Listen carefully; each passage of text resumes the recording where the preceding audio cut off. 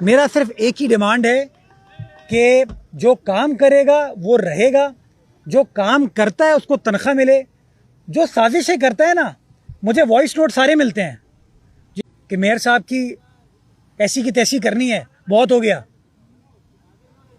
और जिस दिन कहेंगे मैं बताना शुरू कर दूंगा, फिर बताता हूँ तो फिर नाराज़ हो जाते हैं लोग। डायरेक्टर HRM जो है ना इस वक्त, वो सिटी काउंसिल का अपना मुलाजिम है और उसकी सियासी वाबस्तगी तो आप सबको पता होगा कि नज़रियाती तौर पे वो किसके साथ था।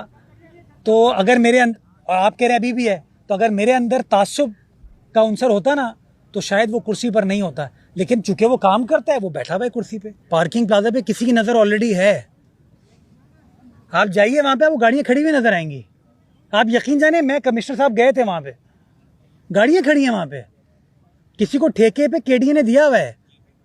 लेकिन हाँ, ऊपर जो दुकानें हैं, ऑफिस हैं, उनको इस्तेमाल किया जा सकता है। अल्लाह करे KDA उसके ऊपर कोई इंटरेस्ट दिखाए। मैं तो चाहता हूँ अगर मेरे पास होती वो चीज़ तो मैं बिल्कुल उसको प्रायोरिटी के ऊपर काम करता उस हवाले से। चूँकि वो चल नहीं पा रहा था तो हमने एम्प्रेस मार्केट पे अपनी पार्किंग स्पेस अब डेवलप कर दी है। इतना आपको वाटर बोर्ड का पता चल गया है ना, आप वाटर बोर्ड में मुलाजमत कर रहे हैं।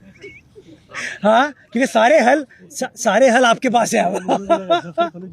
तो मैं जफर को छुट्टी पे भेजता हूँ और वजहात आबदी को हायर कर लेता हूँ। और मेरे ख्याल में कराची में इस जैसा क्रिकेट ग्राउंड के चारों तरफ बाउंड्री के तौर पर आपने दरख्तों को इस्तेमाल किया हुआ है, और माशाल्लाह वो खूबसूरत दरख्त आपको आज फूल देते हुए नज़र आ रहे हैं, फल देते हुए नज़र आ रहे हैं, साया देते हुए नज़र आ रहे हैं। तो हमने इस नीयत के साथ काम को आगे बढ़ाया और आज माशाल्लाह इस ग्राउंड का बाज़ाब्ता तौर पर हम इफ्तिताह करने जा रहे हैं।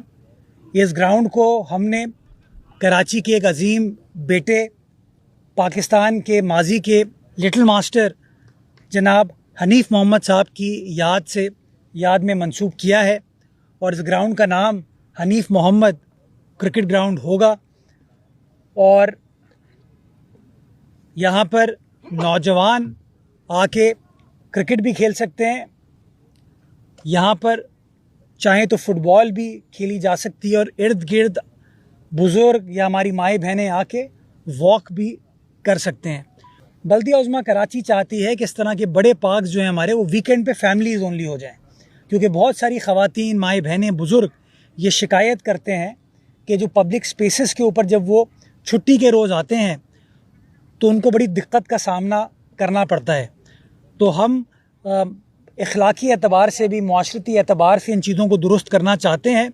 तो इस पे मैं मीडिया के दोस्तों से गुजारिश करूँगा, हमारी रहनुमाई करें, अपने अपने TV चैनल्स पे, सोशल मीडिया प्लेटफॉर्म्स पे एक पोल करवा लीजिए और उसमें मुझे गाइड कीजिए कि क्यों ना कराची के बड़े पार्कों के लिए इस तरह का फ़ैसला कर लिया जाए, ताकि हमारी जो बुज़ुर्ग हैं, माई बहनें हैं, वो बाआसानी यहाँ पर आ सकें और इन बड़े पार्क्स से लुत्फ़अंदोज़ हो सके। खालिद डिनर हॉल हमने खोल दिया है इसी तरह के इवेंट्स के लिए, और इंशाअल्लाह 18 मई को हम डेंसो हॉल भी पब्लिक के लिए खोलने जा रहे हैं। बल्दिया उज़्मा कराची का जो सिटी काउंसिल हॉल है, वो भी हमने सेमिनार्स के लिए या इस तरह की बैनुल-अक़वामी एक्टिविटीज़ जो होती हैं उसके लिए हमने खोला हुआ है। और पिछले दिनों हमने एम्प्रेस मार्केट की भी तज़ीन व आराइश का काम स्टार्ट किया था।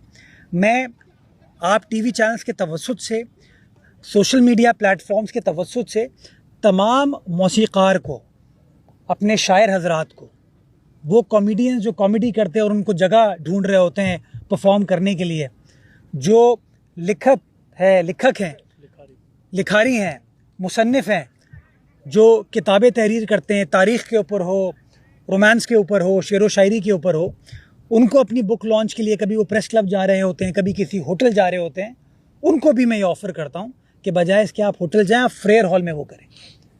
आप करना चाहें तो डेंसो हॉल में करें, आप करना चाहें तो खालिद डिनर हॉल में करें।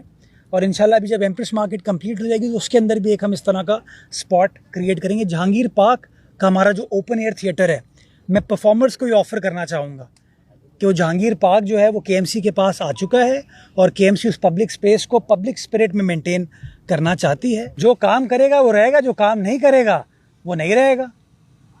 अब आप मुझे तारीफ़ तो करें ना कि वो जो DMG अफसर है, कम अज़ कम उसके अंदर इतनी हिम्मत तो थी ना कि उसने तमाम एम्प्लॉइज़ का रिकॉर्ड जो है वो डिजिटाइज़ कर दिया।